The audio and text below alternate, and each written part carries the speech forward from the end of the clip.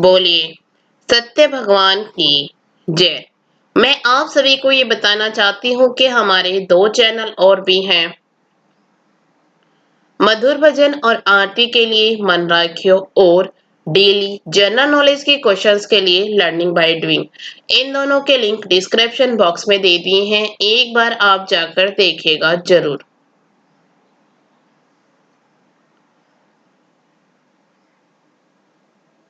आज मैं सत्य भगवान की कहानी सुनाती हूँ।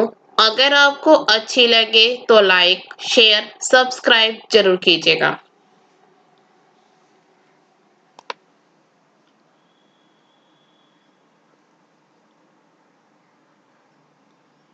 एक जगह की बात है, वहां दादी पोती रहती थी। वह रोज सत्यवान की कहानी कहती थी। लोटे में जल भरकर फूल रखकर कहानी कहा करती थी। सत्यवान का नाम लेकर अर्घ्य देती थी। जब वह पोती ससुराल जाने लगी तो उसने खाली लोटे में जल भरकर फूल रखकर दे दिए और कुछ भी नहीं दिया। वह रास्ते में चलती जाए और सोचती जाए कि ससुराल में सब पूछेंगे कि तू क्या लाई, तो मैं क्या बताऊंगी। तो सत्य भगवान ने सोचा कि इसका कष्ट मिटाना चाहिए।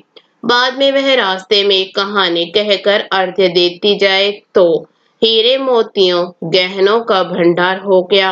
वह खूब पहन ओढ़कर ससुराल पहुंची तो ससुराल में ससुर ने कहा कि बहुत धन लाई है, बहू तो बड़े घर की है, हमारे यहाँ बहुत सारी धन दौलत लाई है।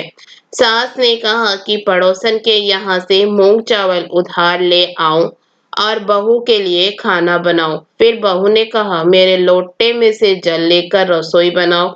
लोटे में से जल लेकर रसोई बनाई तो भगोना भर गया। तरह तरह की मिठाइयां उसमें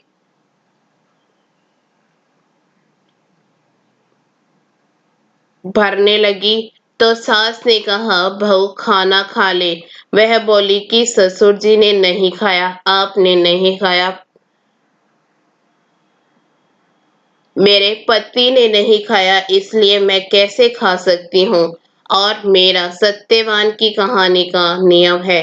उसने कहानी कही, सबने सुनी तो वहां धन का ढेर लग गया।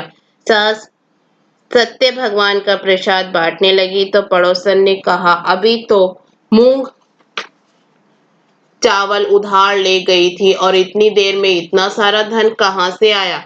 उसने कहा मेरी बहू सत्य भगवान की कहानी कहती है, उन्हीं सत्य भगवान ने हमें इतना कुछ दिया है। हे सत्य भगवान, जैसा साहूकार की बहू को दिया वैसा सब किसी को देना। जो भी सत्य भगवान की कहानी कहता है, सुनता है, सब किसी को देना। बोले सत्य भगवान की जय।